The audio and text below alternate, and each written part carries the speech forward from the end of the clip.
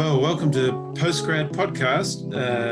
We are speaking with David Reimer from the University of St Andrews and the Faith Mission Bible College. Good evening and good morning to David. Good morning and good evening, Bruce. Yeah, it's great to have you. Just for our listeners, it'd be great if you could explain a little bit about the Faith Mission Bible College. So we've all heard of the University of St Andrews.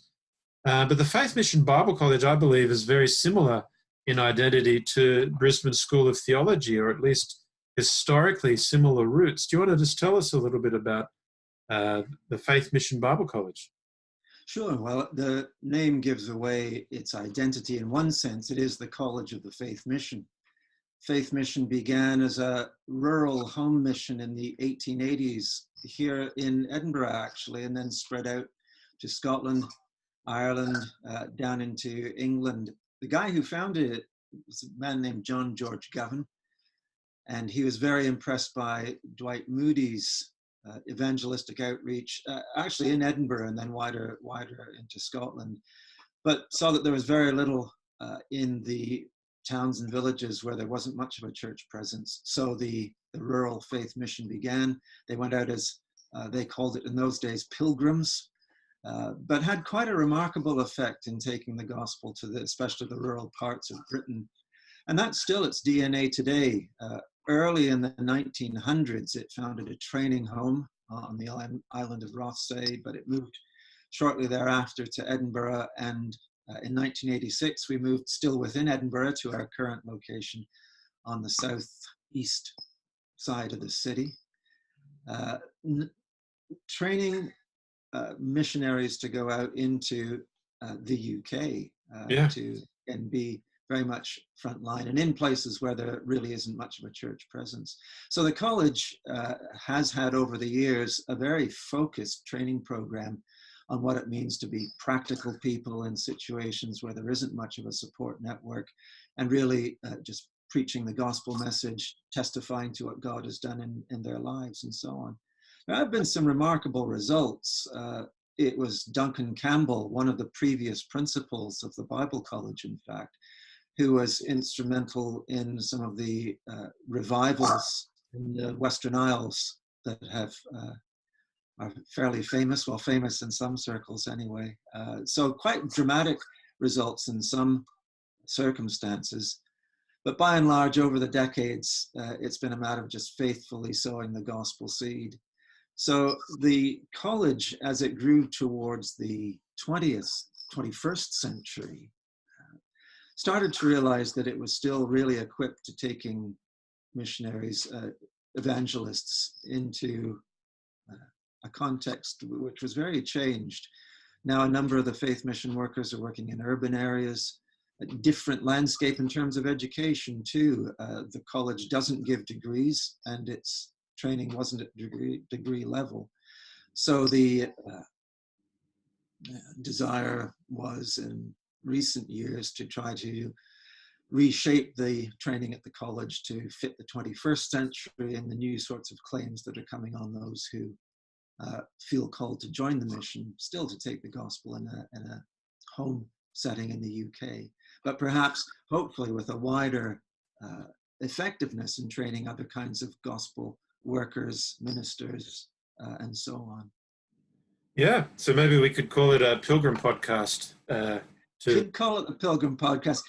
I have to say that language isn't used so much these days, but indeed. I have met from time to time even a fairly noteworthy academic who said, told him I worked at the Faith Mission Bible College. He said, my parents were saved through Faith Mission pilgrims, and that was the language that he used. So it's still out there. So you yourself, David, are a little bit of a pilgrim. We detect the Canadian accent. Your origins in Toronto, I believe. Yes, Toronto's where I was born. From Toronto, you went to Oxford, then to the University of Edinburgh. I'd love you to just talk a little bit about your pilgrimage from across the pond. Interesting. And every life is so varied. In our own case, I was a graduate student at the University of Toronto, fairly recently married, And for whatever reason, Toronto was not feeling like the right place for us to be. I was in a very technical program at the University of Toronto, what was then the Near Eastern Studies Department, doing Septuagint and historical Hebrew grammar and Akkadian and Aramaic and Syriac and, you know, those things that you do. But it wasn't feeling like the future for us. So I, in fact, had a family friend who was taught Old Testament in Oxford. I got in touch with him. We wrote letters back in those days, you know, pieces of paper, posted, and you waited a couple of weeks, not quite like missionaries waiting a year to get a reply on a letter, but you'd wait a couple of weeks anyway. And I got a letter back. By all means, come to us, he said. So I made application and was accepted at Oxford. Quite a momentous move for us to complete doctoral studies there, because that's where our children were born. Openings came up there. I ended up succeeding the man who had written back to me so kindly in Oxford, and we spent 9 happy years there.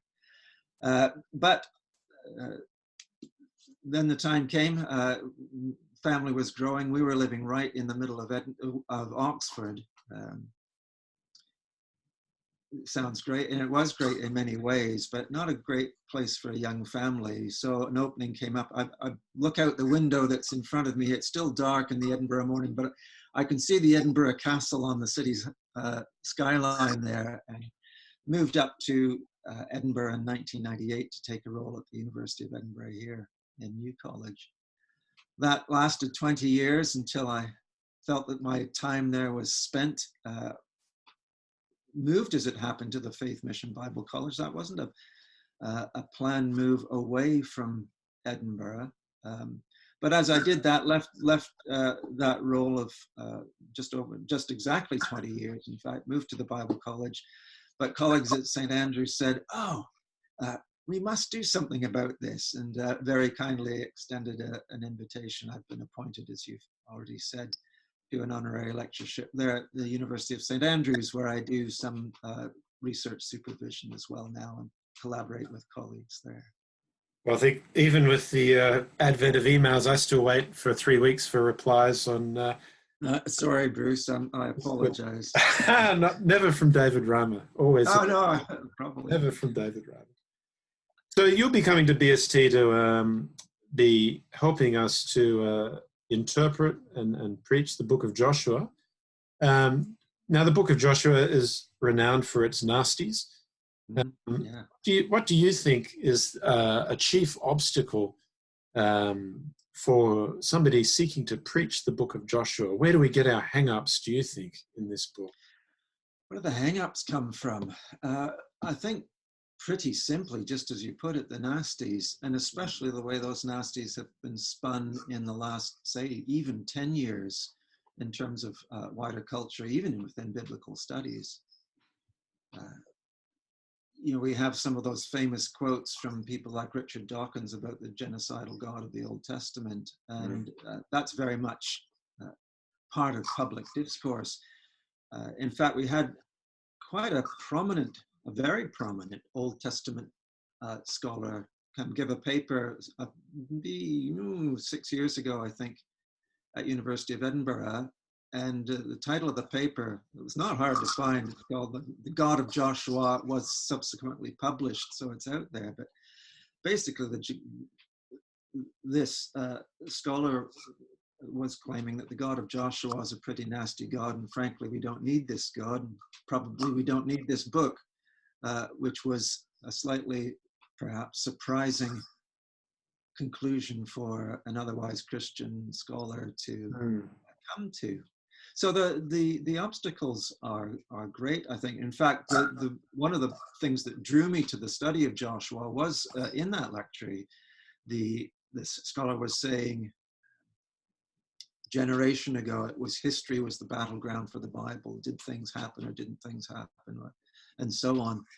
His sense was that people have mostly made their peace with the historical issues in the Bible. What really now are prominent and we would be facing more directly in the years ahead were the ethical issues. And that's why he was giving this paper on Joshua. And I think he's exactly right. There are ethical issues around the book of Joshua. I think there are responses to them, and I think it's important that in our study of the book that we don't shirk those questions, but face them and hopefully have a meaningful and helpful and constructive response to them. Yeah. So what would you say, what's the reason that we need the book of Joshua? Well, the book of Joshua negotiates that, or let me put it, I'll press pause, rewind, and start again. The book of Joshua is part of a sequence that takes us from this wide, disparate group of people to a nation under a king, under God. And negotiating that transition is a difficult and perhaps more difficult than we realize. I think those of us who are familiar with the biblical story, we've got Moses and Joshua, David, on you go. But Joshua and Judges together really in surprising and significant ways are Velcroed together. They're deeply intertwined at their seam. Two conclusions to the book of Joshua, two introductions to the book of Judges. Joshua dies at the book of Joshua, end of the book of Joshua. Joshua dies again at the beginning of the book of Judges. And sometimes these two books are pitted against each other. Joshua, the book of victories, Judges, the book of failure. But in fact, the failures of the book of Judges are already seen. The seeds of that are in the book of Joshua. And I think on the other hand, the victories of Joshua temper the despair that one feels as you read through Joshua. They really form a unit together. Should there have been a successor to Moses? Had everything gone well, God's plan A, if you like? Does God have a plan B? Calvin on the Burning Bush episode has some interesting things to say about God's plan B and whether Aaron was a bit of a plan B. But was Joshua even a bit of a plan B? If it had all gone well in the wilderness, would Moses have led the people into the land?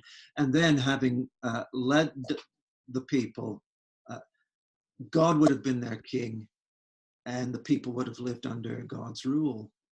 Well, that's very much how Samuel sees it in Samuel 1 Samuel 8 and 12. But the books of Joshua and Judges together take us through that moment, which suggests that God's people aren't able to live without a leader. Someone like a Joshua. Of course, Joshua dies without a successor. That's part of the story of the book of Judges.